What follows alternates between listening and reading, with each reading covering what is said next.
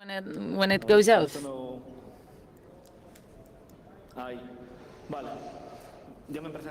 So, well, I've been introduced, but I repeat it again. My name is Javier Rodriguez. I am from Santander. Raise your hand if you're from Santander. Good. Now, I'm responsible for the intelligence and fraud department at Logic, and actually my background is in the public sector, the operative central unity. Well, in a nutshell, this is what I used to do. Okay, this is the classical police work, and this is what I'm doing now. The difference between the two may seem huge, but it's actually very small. The company I work for works on cybersecurity, amongst other things. I don't know if you've ever done pen testing, auditing, consultancy. Well, if not, you will probably do this kind of thing in the future. The pen testing, which are attacks that go a long time, and then the intelligence, the red team I was talking about, and then the intelligence that is really, really important. Since we have a lot of attendance here, I'm going to say a few things about Cantabria. We are from Cantabria, which means people from the mountains. It's a pretty rainy area, and this is the price we have to pay if we want to have this beautiful greenery.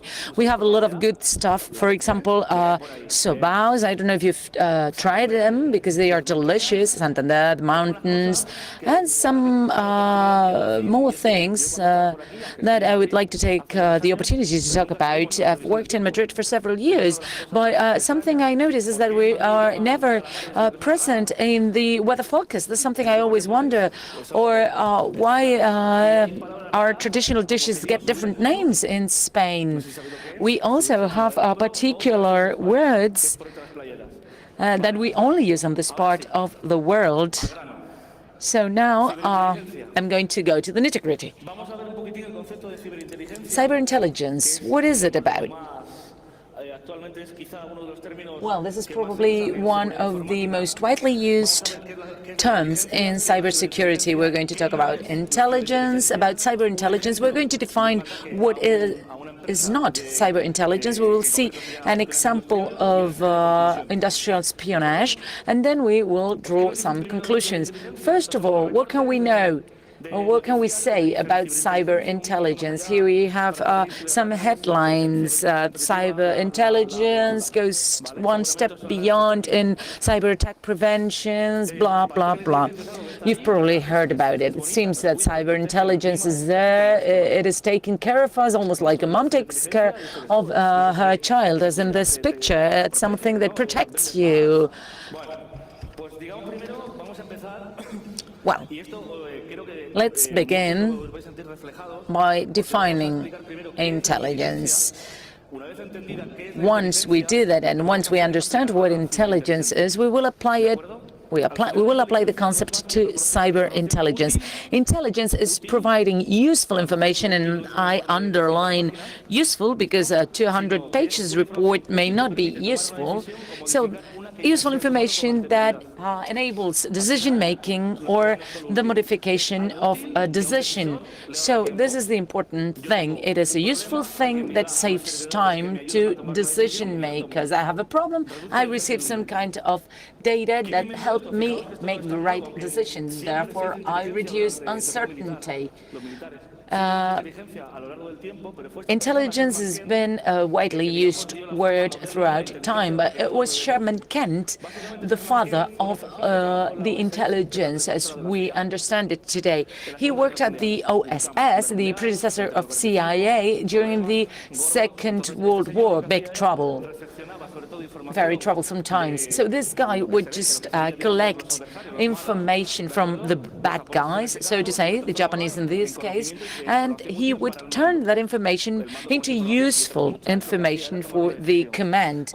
That information enabled the command to make the right decisions. Once the world was over, he realized that this was his way of doing things, but there were many other ways of doing things. That's why he decided to write this book, Strategic Intelligence for American World Policy. What it basically says is let's set some rules. Let's turn intelligence into a discipline rather than an art, and let's shape it so that it can be applied to any field whatsoever. So this is a fundamental pillar, this book is. So he basically said that there are four main processes: direction, collection, processing, and dissemination. These are actually stages. We have the direction phase, that is someone coming up to me and saying, well, I have this problem, I need to know more about this. Then the next stage is about collecting information about that matter.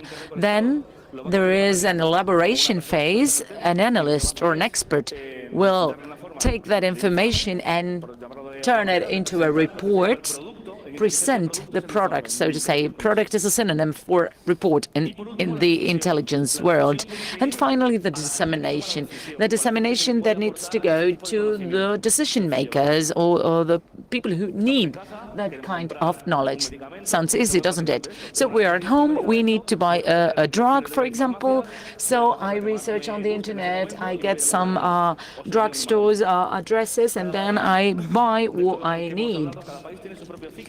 Every country has its own cycle, and the National Intelligence Center in Spain has its own cycle, although they are all pretty much the same. There are several disciplines, for example, OSINT or searching the internet, but it's a bit more complicated than that. People think that intelligence is about this, a guy in a hat spying and stealing data, but it's rather more like what you can see on the picture. It's a vast amount of information that you need to analyze, understand, report on.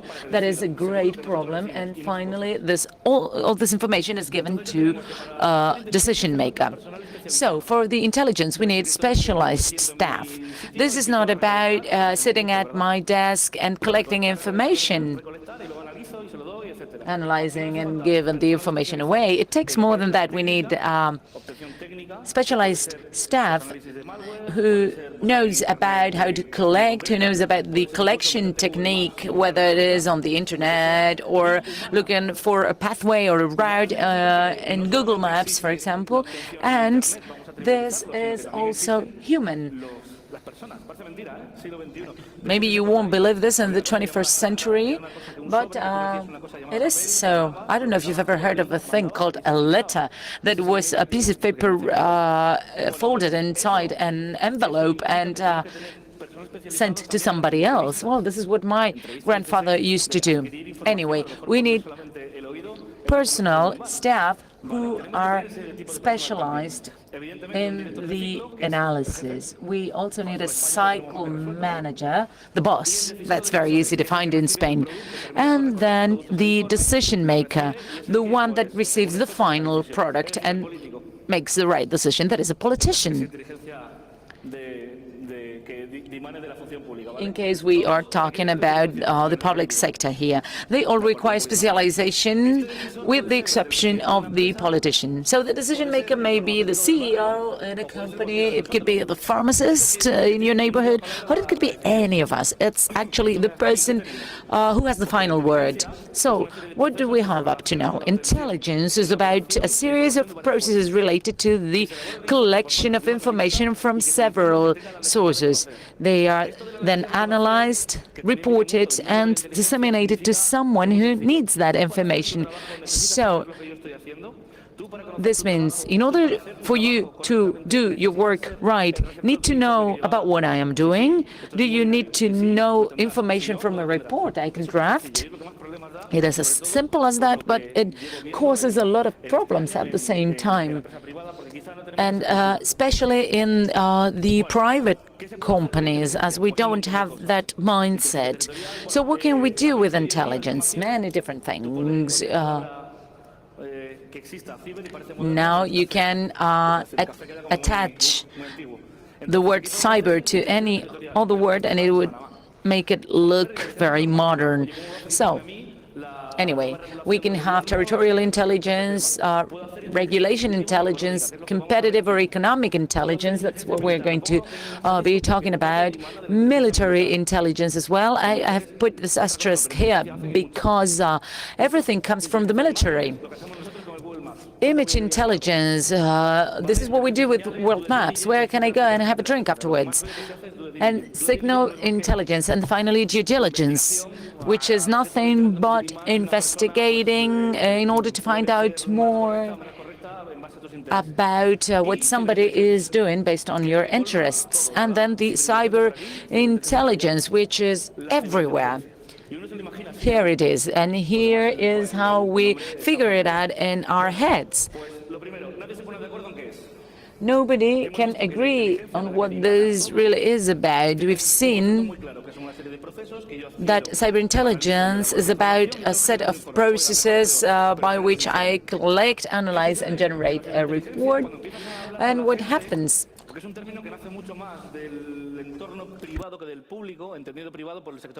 This comes from the private sector, where we all are, and the public sector that would encompass the intelligence community, the National Intelligence Service, police, etc. So here are some definitions. We need to predict cyber attacks by recollecting information from the cyber world, the obtention of information from the cyberspace in order to process it, and many more definitions. So intelligence is everywhere.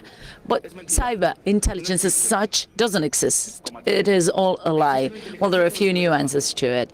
The intelligence is all about cyberspace. So bear something in mind. Cyber intelligence is collected from human sources. What is the source? The human knowledge. I can see, or I can learn from somebody, from a place, and from the cyberspace. So cyber intelligence or cyberspace are not the goal, but a source of information. This is something that we need to bear in mind. Although the term has been evolving, there is an explanation to it, since now cyberintelligence is linked to the classical malware analysis. Well, my family are here watching me, so I would say to my mom, a malware is nothing but a virus. That is the bug that goes inside your computer and starts doing strange things, and then you have to call a friend to help you out. So it has to do with that and with processing information. The good thing about the computer science is that we can process vast amounts of information. So here is where the problems begin. If we have a problem, an attack affecting a computer system is giving us information about the technique that was used, but we don't know what happened, who did it and why they did it. I don't know if you've ever done reverse engineering or not. You're going to get some information. That analysis will tell you how good or how bad that virus is. It'll tell you a little bit more about the sophistication, etc., but you will never know who did it and why. So, what do we have? A technical information source, nothing but that.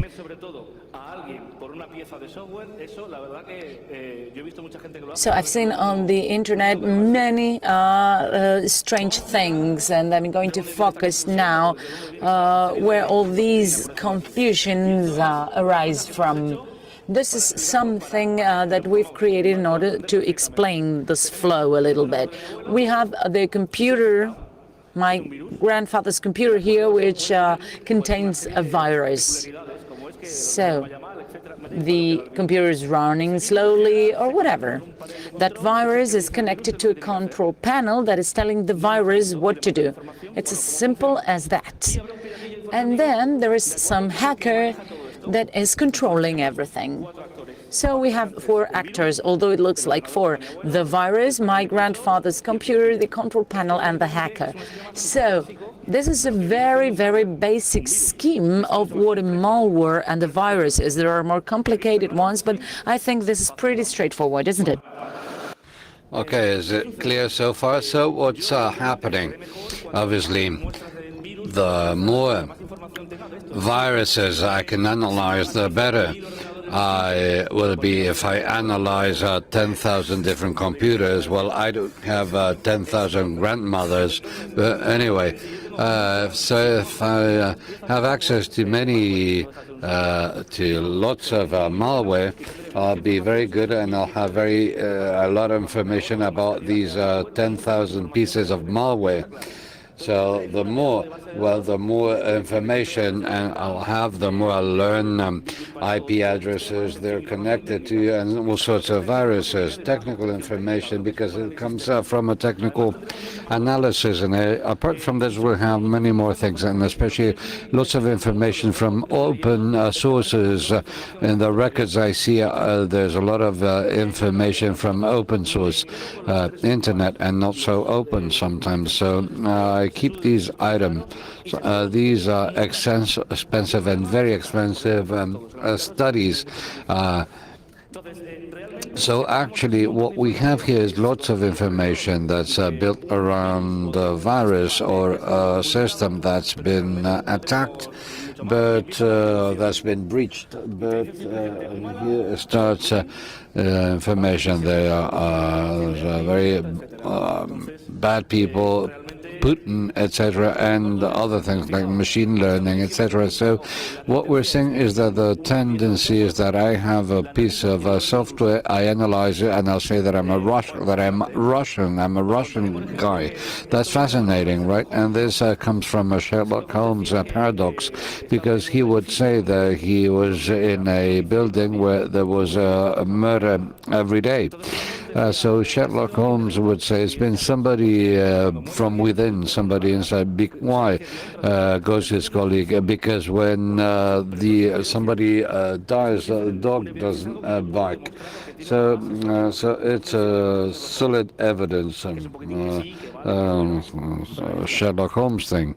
So what happens with all this? What a cyberintelligence department normally does, or somebody who's into cyberintelligence, and please remember the aim of this, to provide useful information. There's a bunch of systems there to automatic software analyses, collect information, automated software that classifies this and that, and we've got a bunch of specialized people who analyze malware on the one hand, people who go and look for the virus and disassembles it and puts it apart and everything.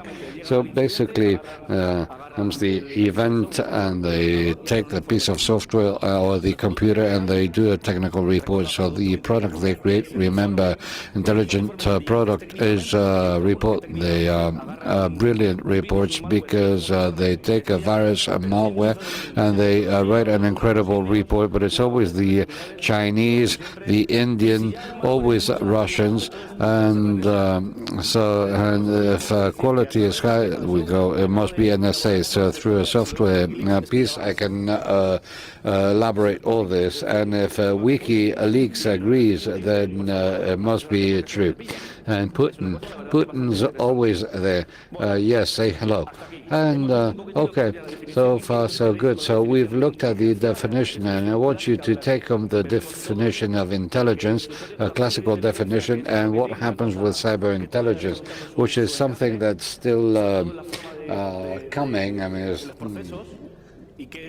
hasn't landed yet, not all the way. There's in the information that Putin must give us. And the best way to understand this is to use a case of industrial spying. And this is something that is happening. So these attacks do occur. So let's see, right from the time when somebody feels like attacking an infrastructure in order to obtain information, all the phases or stages he or she goes through until this reaches the analyst. For instance, I picked pharmacy industry, for instance, of pharmaceuticals. This company, this industry, this company operates in several countries. 70% of Spanish GDP is generated outside of Spain. Good thing about the crisis is that many Spanish companies said, well, we have to go international because we're not doing well in Spain. So here there are several research lines, and this company competes on an international level, something that's normally one doesn't need to go to two sophisticated companies in order to understand that there are smaller companies that go international, that go abroad. By abroad and mean everything outside this region, Cantabria, could be somewhere else in Spain. So this company's got a bunch of enemies. So physical security, for instance, physical security, but there's also computer security or cybersecurity.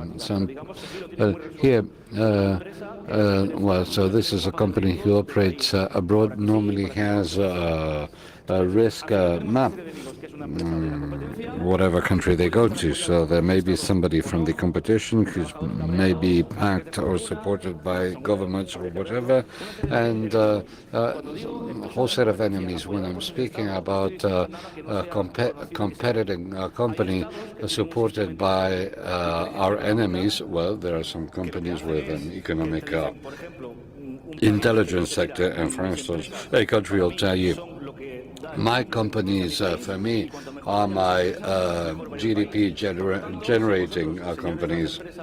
So the more GDP they generate, the better. So you guys, with companies in Italy, the US, or whatever, if you work outside and bring money, I'll help you and I'll give you resources. There's lots of literature about this, and a lot of it is true, a lot of it isn't. But this is no secret, and it makes sense. So we are a pharmaceutical company B, and we operate in a given country. And for instance, we want to get some get some contracts, and we're competing for the contract of a patent in Australia. So I have a problem because I need to go to Australia, but it's not just me. There are going to be companies from other companies. In this case, a pharmaceutical company A. So we need intelligence, we need information, we need to know what that company is going to be doing. We want to know what the offer is going to be. We want to know about their infrastructure. I want to know it all.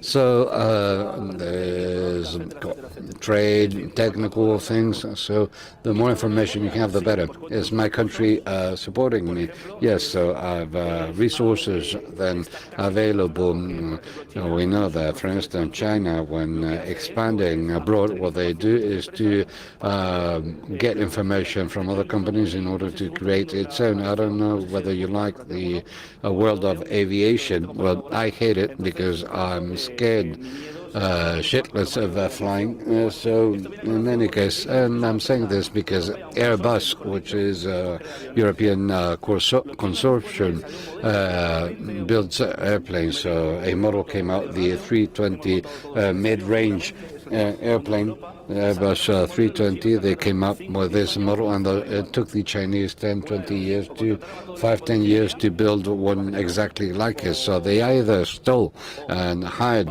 the whole engineering team from Airbus, or it was that their government was helping them, supporting them.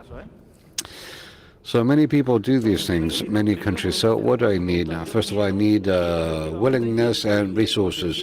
So I want, and I know that I want to access data from pharmaceutical company B, and I have the necessary resources in order to do it. And if you have all these resources, it's great. Not so great for the other company. So now we have a need, and the need is to know what's happening to pharmaceutical company A, so we can deploy all our resources, human resources, and interview workers who want to swap jobs, and other stakeholders. So right now we're in the physical world. I haven't said anything about cyber, nothing yet. So we simulate a bunch of things, and here and here, and we have OSINT, and the idea is to obtain data that are interested. and I'm pharmaceutical company B, and I don't want to be caught. So we speak about coverage. Coverage is like a lid, it's like a shield, it's like a cover. For instance, when I was little, I'd go home and my mother would say, "Have you smoked a joint?" No. Oops. Your breath, I can tell. Your eyes are bloodshot. So my mother would say, "I don't believe you." So coverage is something that's much more sophisticated. This means that the only thing that will avoid legal problems is having a good coverage, resources. So we go back to resources. For instance, I have to set up a human resource company in order to hire workers who want to change job. This is very confidential because the worker who wants to who goes to an interview is because they want to change jobs, but you don't know who they are. So pharmaceutical B A is my problem, so I know who the CEO is. That is the boss. It's posh way of saying boss. CEO. So I can, well, depending on the company, I can do this for open source. I read the papers, I read this and that. And in other companies, when they operate and they go to other countries, they say it out loud. It makes sense. They want to be known, visible. So pharmaceutical company B says, well, I have what I want, and maybe I interviewed somebody who's just involved in the country, in the project I have in Australia. Maybe he or she told me everything that I wanted to know. So should we go on or not? Maybe I have to go on. I know that if I want to go on, I know who the company is. I know how they operate. The MO, for instance, information that comes from humans, this is highly credible. Information that comes from open sources, unless you do a good screening, many things could happen. For instance, you've been looking for something and you find 10,000 hits, 10,000 on the internet, and this is called Wikipedia, and this is called echo effect. So I see this, I've obtained information, even though it's not vital, it gives me operational information from the company. So I'm here, so I have all this information, so I'm going to launch, I'm going to release, I'm going to go for this cyber attack. The idea is to get confidential information on specific projects. We have to know that in these cases we have a final objective. If I want to infect the whole world, what I want is money.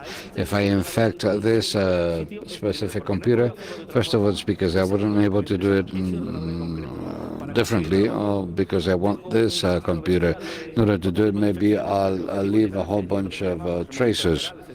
This is what's called lateral movement, whatever. Resources. Obviously, I need something that will allow me to infect, and this is the virus. And apart from this virus mustn't relate me or link me to anything. And also, it's got to be entertaining, and this means that we need maintenance. It's got to be user-friendly, and operations must be secure. Well, so the more people know about something, the worse it is.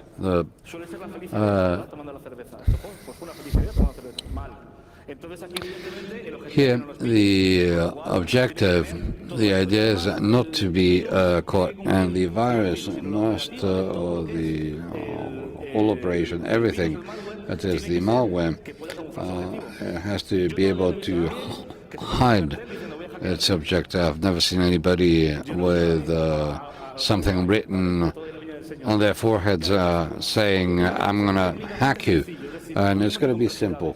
We need to get away from complexities. It's going to be simple. So we have several options. We can buy an out-of-the-box virus, something that's prefab, and we can buy it with bitcoins. Something that sounds horrible, I know. So you buy something that's already been that's ready-made, and either you can take your granddad's newspaper, or computer, and modify it. For instance, WannaCry. You know what WannaCry is? So some people took that virus, modified it, and put their things inside of it and sent it around the world, or an ad hoc malware. That is something new. When somebody does something new, is that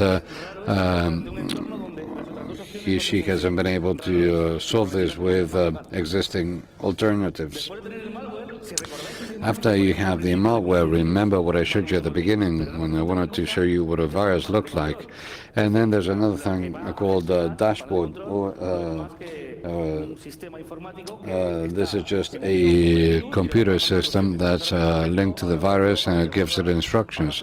Now you do this, now you erase, now this, now that. Simple so far. So I need to have to buy the server. I have to create the necessary infrastructure that will support my attack, and I need systems that will make me anonymous, so that I won't be caught, and also creating malware in case I decide to create it. And there's another thing called a Stuxnet. Have you heard about Stuxnet? You know Brad Pitt, Angelina Jolie. You guys sleeping? Are you hungry?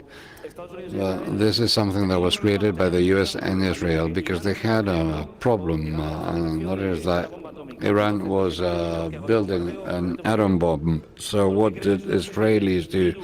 And they said, am I going to bomb them, or should I create some sort of virus that will go into the nuclear plant in order to slow down their operations? And Stuxnet is precisely this. This was the first cyber weapon that was used for that objective, but well, they didn't tell you Stuxnet has been analyzed and reversed and everything, but what they don't tell you is that the coverage they used were the following. For instance, hey, I need a certificate. A certificate is like one of those passports that diplomats have, with a piece of virus that tells the system, I'm legal. So they took that certificate from China, from Taiwanese company.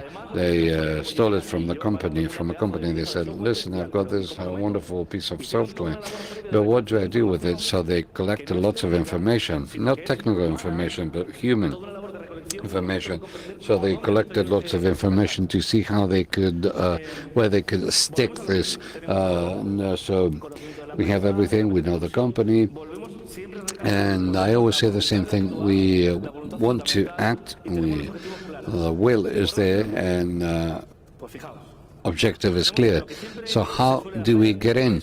Well, this is a flowchart of the company, and this is what you can find. It's a large company with X workers. Now go in there to see what you do. We always think that the CEO is the important guy, or the boss is the important guy. But in our experience, after analyzing these things, maybe the secretary is more important than the CEO.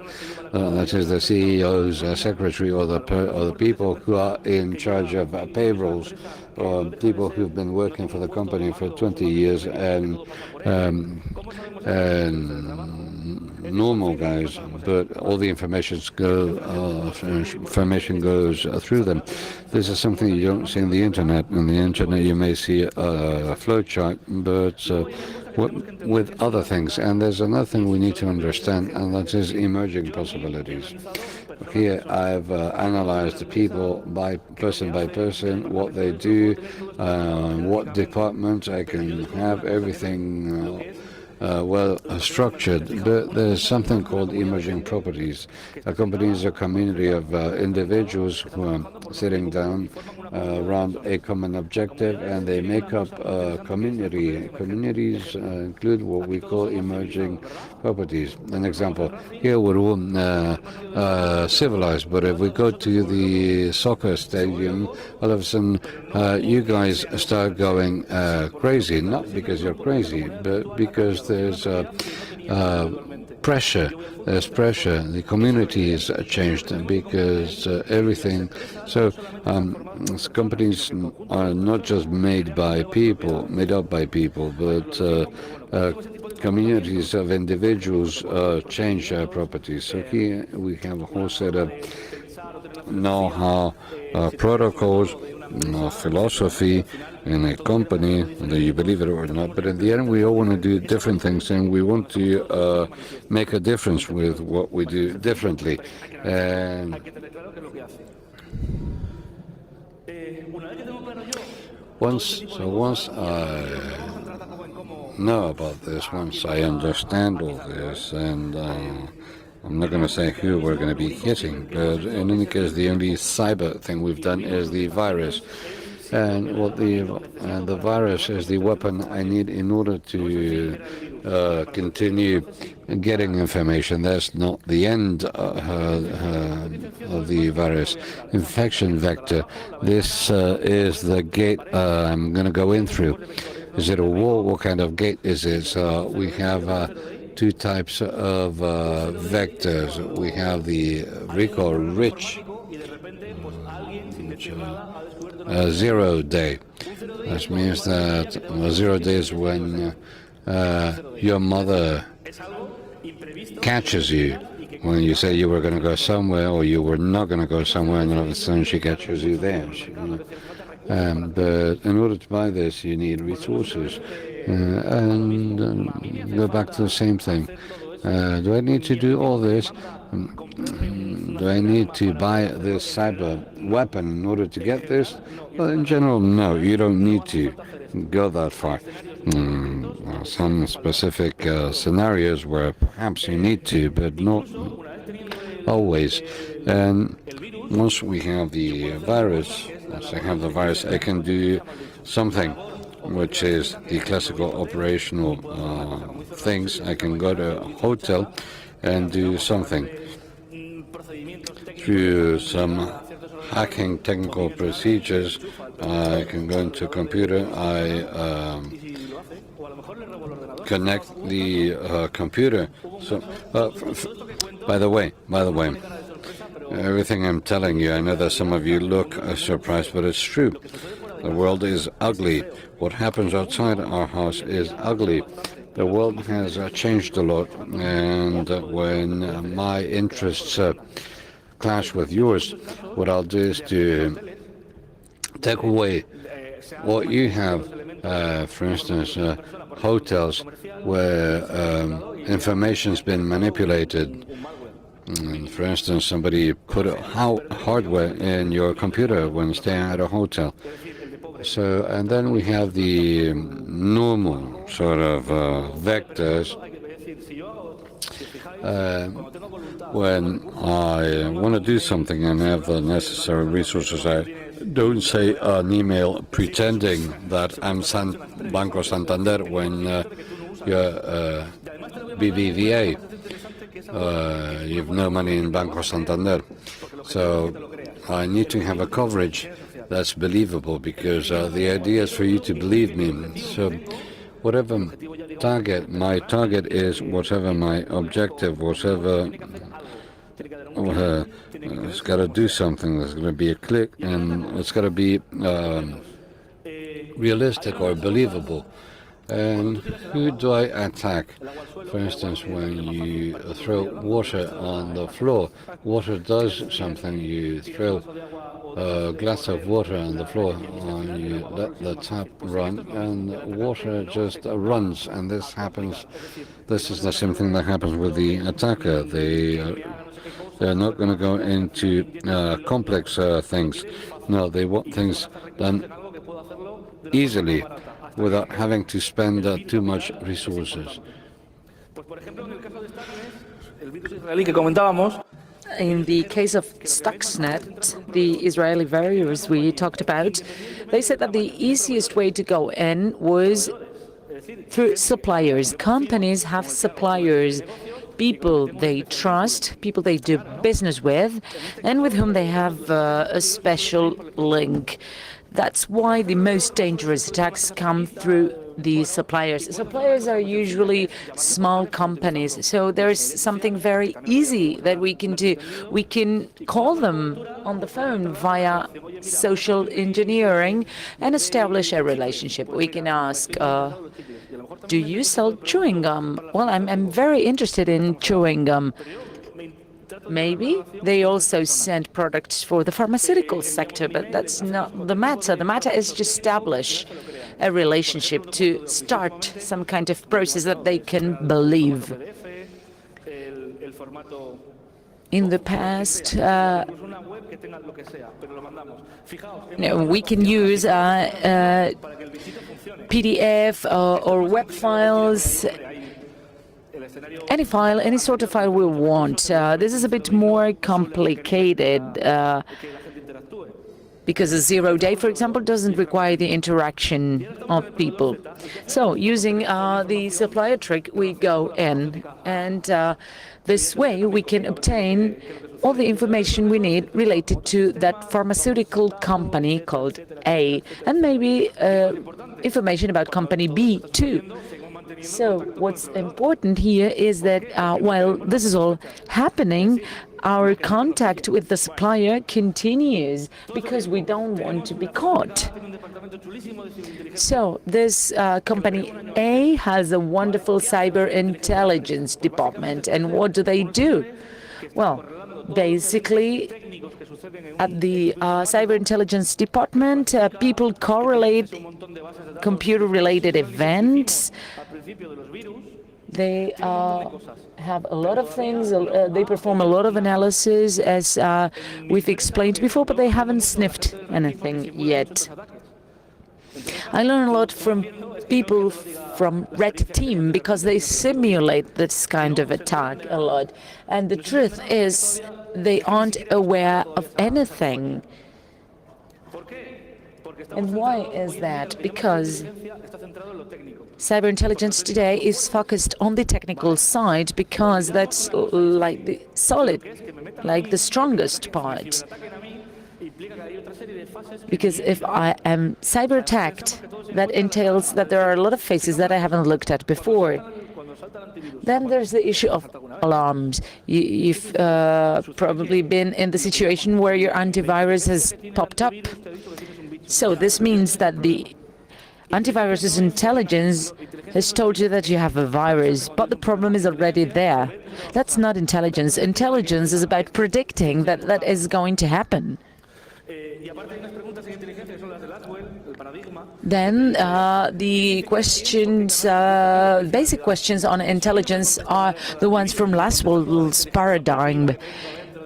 Who says what to whom, through which channel, and with which goal? Because when I get the alarm from the antivirus, this means that the virus is already there. So as I said before, it's too late. So what do we have a few months afterwards, continuing with our story? Well, one of the sensors in the company generates an alarm based on a new rule that was created through cyberintelligence feeds. So at a development department, they develop forensic analysis, they detect malware, they create reports, etc. And what they say is that this is a very serious attack. Done by whom? By the Russians, of course. Here they are again. This Putin is so unlucky. I don't know if you know this fact, but Russia's GDP is the same as Italy's. They have the same resources, so they cannot do everything on their own. Or North Korea. Actually, it was on the news recently that there was this North Korea-related virus. So if you add to that some territoriality problems, you have the whole thing, you have the whole package. So, conclusions so far. We've been attacked. Nobody had noticed until the alarm went off. We've been reactive. That is, until it wasn't technically detected that there was a problem in the computer systems, nobody said anything about it. This means we are being reactive instead of proactive. I can't remember now the name of the attack to Google. I think it was 2011 or 12, all they suffer one every year. But the attack actually detected that one of Google's servers was over-interacting. That is more than what the usual metrics say. And after the research, well, they concluded that it was the Chinese. Well, at least these people have more resources. So that's what they assumed. But what is curious here is that the attack took place because somebody knew what the company was about, what the purchasing department did, what the programmers did, etc. And they were reactive in this case, so it happens to them as well. What is the conclusion? That, well, we've been attacked. We've had a virus for several months, and it's been doing things inside our systems. So this is what we have. Now, how does the intelligence team work? At least in my school, this is what we do. First of all, we need to have a team. Imagine we are competing for a contract in Australia. This is something known by the cybersecurity expert. We have technicians, intelligence analysts, malware analysts, the guy who reads the newspaper, who's also very important. This is something I recommend. You have to read the paper every day, because if you read the paper every day, you know that you know what is going on in Australia, and you know that your company is going to be competing there. So another important thing is that a malware analyst is not an intelligence analyst, and this is something I very strongly defend. A malware analyst is the one who can tell you how the software works. They can tell you what relation the software has with other software.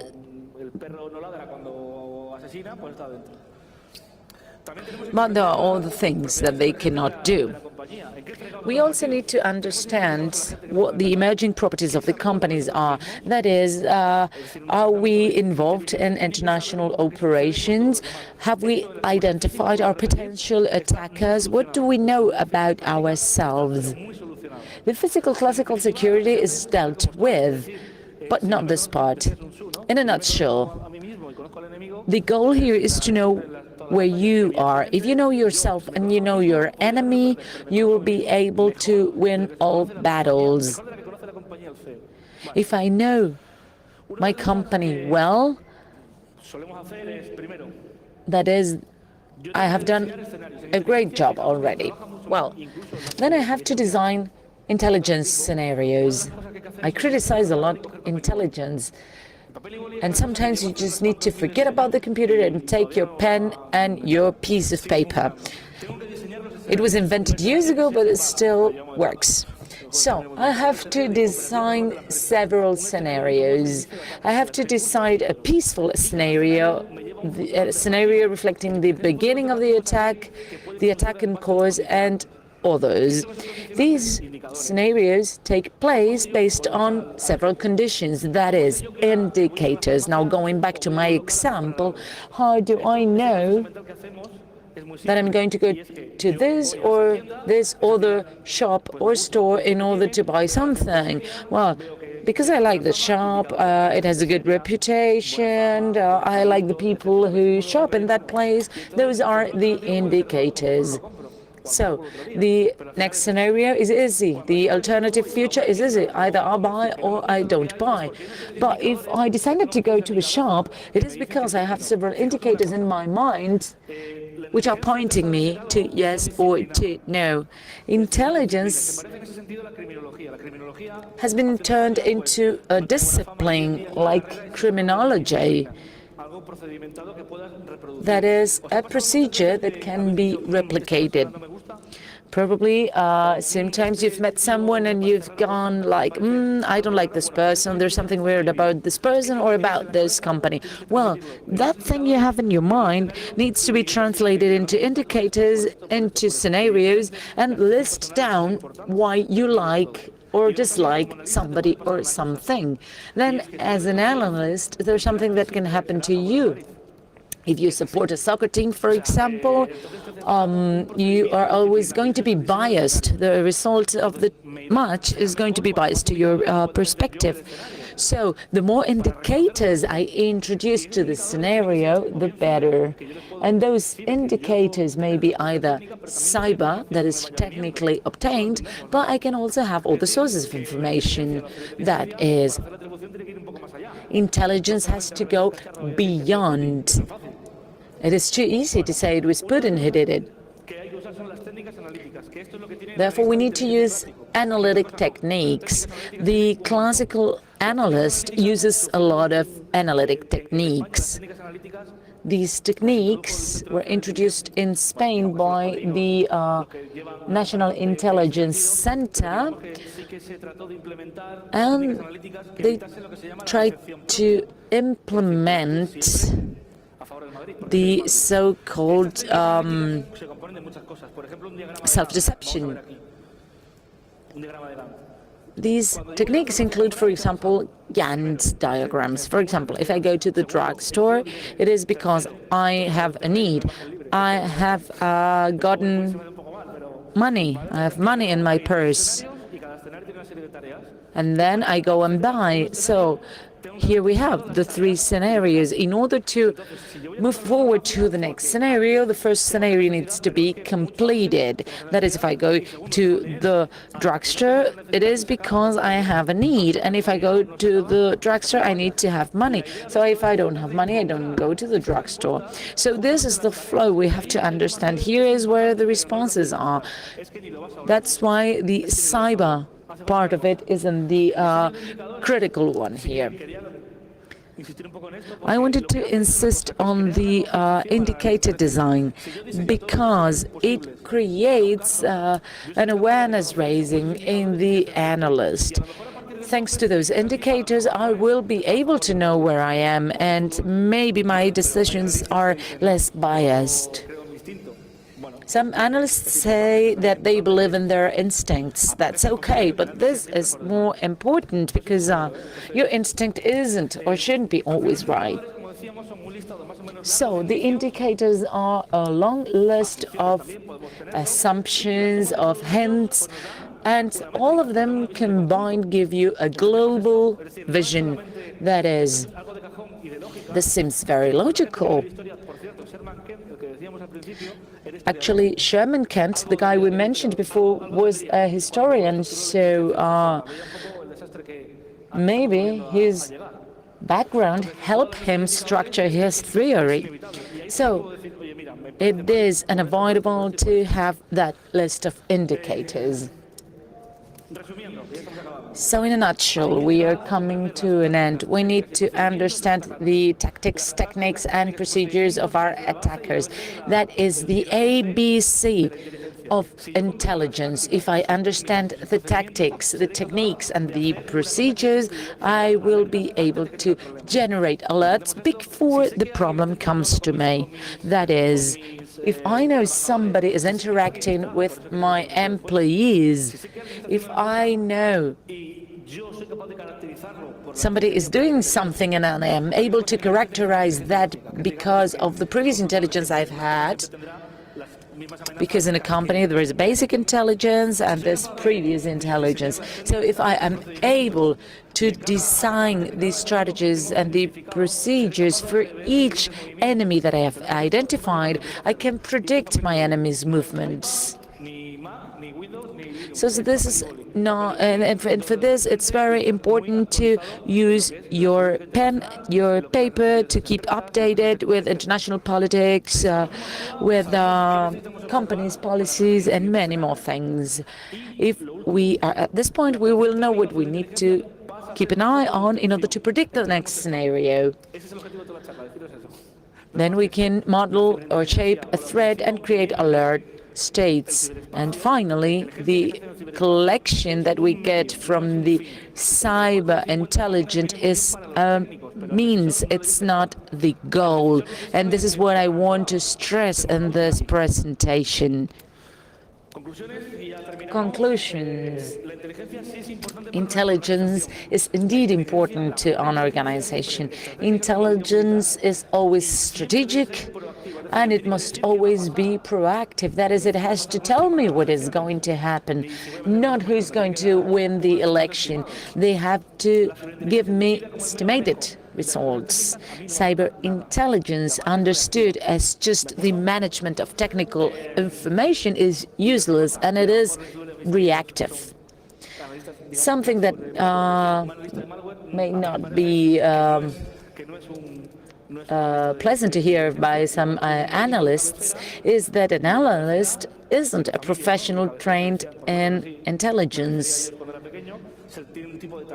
For example, general practitioners in medicine are very good professionals, but they may not be the ones who find the vaccine against AIDS. They are both physicians, but they don't do the same thing. So I hope I've given you a broad idea of what cyber intelligence is, and please don't hesitate to ask any questions you may have. Thank you.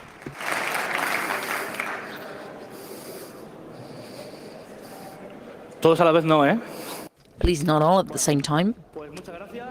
Then, if there are no questions, thank you very much and enjoy Santander. It is a wonderful city.